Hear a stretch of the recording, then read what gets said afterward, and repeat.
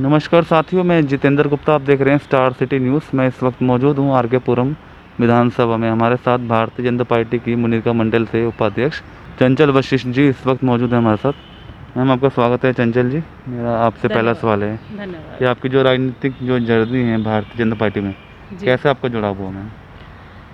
दरअसल हम सभी भारतीय जनता पार्टी से मोदी जी के कार्यों से प्रेरित होकर जुड़े हैं।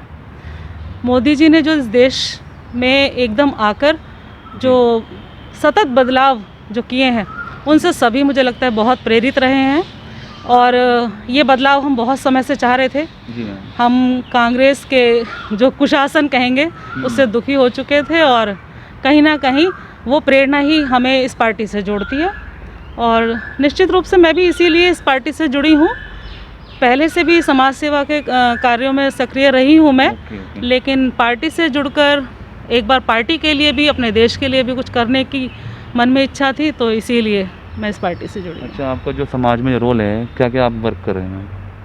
मैं देखिए, मैं परिवार के साथ बहुत ज़्यादा समय तो नहीं दे पाती हूँ, लेकिन हाँ, इतना ज़रूर है कि मैं अपने जैसे सेक्टर 3 में ही है हमारी RWA है, तो उसके साथ मिलकर जो भी वेलफेयर के काम होते हैं मैं उनमें पूरा उनका सहयोग करती हूँ।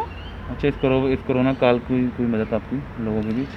हाँ जी, हमारी पार्टी के लोगों ने ही बहुत मदद की है। और शायद मुझे लगता है सभी को, आपको भी पता होगा कि हमने घर में अपने पार्टी के हमारे कार्यकर्ता लगे रहे हैं पूरा इस समय, और घर में हमने जो भी कोरोना से पीड़ित थे उनके परिवारों को निःशुल्क खाना पहुंचाया है, उनको सैनिटाइज़र, मास्क अवेलेबल करवाए हैं। यहाँ तक कि और भी किसी तरह की मदद है वो भी हमने पहुंचाई है। सूखा राशन, दालें, अनाज, जो भी जिसकी ज़रूरत थी, हमें पता चलते ही हमने तुरंत उनके घर पहुंचाया है। मैम, क्षेत्रीय प्रतिनिधि जी हैं यहाँ के निगम पार्षद भगत टोकस जी हैं। हाँ जी। और विधायक प्रेमिला जी, उनका कैसा रोल रहा मैम? देखिए, जो भगत सिंह टोकस हैं वो पार्टी के कार्यों से लगातार जुड़े रहते हैं। लेकिन जहाँ तक मैं कहूँ, प्रमिला टोकस जी वो विधायक हैं हमारी जी। लेकिन इस दौरान हमने उनके कहीं दर्शन नहीं किए। हमें उनके दर्शन नहीं हुए। और किसी लेवल पर कहीं कोई मदद की हो तो मुझे लगता है निश्चित रूप से आप कहीं समाचारों में, खबरों में ज़रूर सुनते, तो इसका मतलब है कहीं उनकी भूमिका इस दौरान देखी नहीं गई सक्रिय रूप से। बाकी मैं इससे ज़्यादा कुछ नहीं कह सकती। अच्छा, वैक्सीनेशन को लेकर बात कर लेते हैं मैम कि वैक्सीनेशन दोबारा जैसे कि 21 जून से आ रही है जी, क्या इसको लेके भी आप कुछ कहना चाहेंगे? हाँ, देखिए, हम दिल्ली सरकार के भरोसे रहे जी, और दिल्ली सरकार के भरोसे रहकर अभी पिछले दिनों वैक्सीन को लेकर क्या स्थिति बनी, मुझे लगता है सर्वविदित है, सब जानते हैं। और इसी को लेकर फिर मोदी जी ने ये बीड़ा अपने हाथ में उठाया है।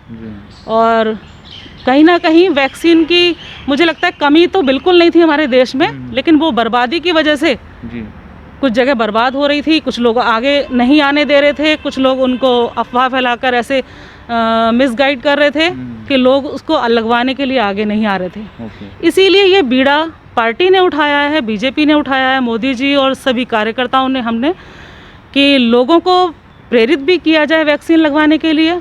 और अब मोदी जी ने 21 जून से, आपको मालूम है कि उस दिन से 18 से जो 45 तक, 45 से ऊपर तो हमें पहले ही वैक्सीन शुरू हो चुकी थी, लेकिन उनका जिम्मा भी उन्होंने खुद उठाया है। यहाँ तक कि राज्य सरकारों को भी और दिल्ली में भी सभी को केंद्र निःशुल्क मुहैया कराएगा और सबको वैक्सीन दी जाएगी। इसके लिए हम अपने लेवल पर लोगों को जागरूक करने का काम भी कर रहे हैं, क्योंकि वैक्सीन तो अवेलेबल है लेकिन लोग लगवा नहीं रहे हैं। जैसे झुग्गी बस्तियों में, यहाँ सरस्वती कैंप है, पर्वतीय कैंप है, तो ये बहुत सारे इलाके हैं जो हम महिला मोर्चा की जो औरतें हैं वो भी, बाकी और हम भारतीय जनता पार्टी के जितने भी कार्यकर्ता हैं वहाँ जा जाकर उनको सजग कर रहे हैं कि आप सभी वैक्सीन लगवाइए, क्योंकि इसका कोई और इलाज नहीं है। वैक्सीन ही हमें इस बीमारी से बचा सकती है केवल। बाकी हमें मास्क और सैनिटाइज़र और दूरी है उसका तो पालन करना ही है, वो हमें वैक्सीन के बाद भी हमें उसका पालन करना है। अच्छा, चंचल जी बताइए, जैसे तीसरी लहर को लेकर बात कर लेते हैं, कहीं ना कहीं तैयारी चल रही है, तो इसको लेकर भी सरकार सतर्कता में है?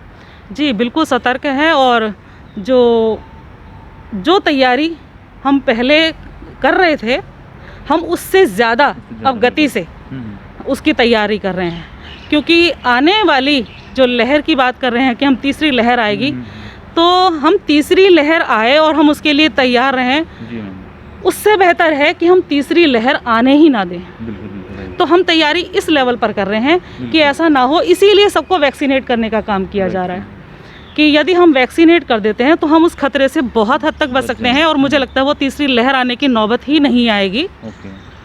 ये देखा जा रहा है। अच्छा ये बताइए मैम, आज से जैसे बाज़ारों में जो छूट दी गई है, जैसे दुकानों में बाज़ारों में, तो इस चीज़ को लेकर आप लोगों में क्या अपील करना चाहती हैं सेफ्टी के लिए अपनी? देखिए, मैं ये कहना चाहती हूँ, कुछ काम ऐसे हैं, लॉकडाउन एक विकल्प था लेकिन वो हमेशा नहीं रह सकता। हमें लगता है कि कुछ समय के बाद उसमें थोड़ी छूट भी दी जानी ज़रूरी है, बिल्कुल। तो उसको ध्यान में रखते मुझे लगता है हम इसके अभ्यस्त हो जाएं अब कि हमें अब इस सिचुएशन का, इस स्थिति का किस तरह से सामना करना है। हमें बाहर निकलना है, लेकिन हमें लोगों से सामाजिक जो दूरी बना के रखना है वो भी बना के रखनी है, हमें मास्क भी लगवाना है, हमें सैनिटाइज भी करना है। बाहर जाते हैं तो हम हर समय हाथ नहीं धो सकते, उस समय हम सैनिटाइज़र का प्रयोग करें, बाकी घर में है तो हम बार बार हाथ धोते रहें, वो बहुत अच्छी बात है। और जहाँ तक है वैक्सीनेट करने के बाद, कि वैक्सीनेट तो हर व्यक्ति को करवाना है, 18 साल से ऊपर जैसे हमने वैक्सीन की शुरुआत कर दी है, तो मुझे लगता है कि हर व्यक्ति आगे आकर, उसके घर में 18 साल से ऊपर के बच्चे हैं, बड़े हैं, जितने भी हैं, इस तरह सभी वो वैक्सीनेट कराएं, तो ये हम सुरक्षित रूप से बाहर निकलें तो उसमें कोई हर्ज नहीं है। हम भीड़ भाड़ वाली जगह जाने से बचें, हम दुकान पर ख़रीदारी कर रहे हैं तो वहाँ इकट्ठे ना हो, अपनी बारी का इंतज़ार करें, तो थोड़ी सामाजिक दूरी का पालन करेंगे तो मुझे लगता है हम किसी भी तरह के संक्रमण से बचे रहेंगे। और वैक्सीनेट तो हमें कराना ही कराना है, जिसकी मोदी जी ने पूरी तैयारी कर ली है देश भर में। धन्यवाद आपका मैम, चंचल जी। बहुत बहुत धन्यवाद। तो ये हमारे सीधी बात चंचल वशिष्ठ जी थे, स्टार सिटी के साथ। मैं जितेंद्र गुप्ता।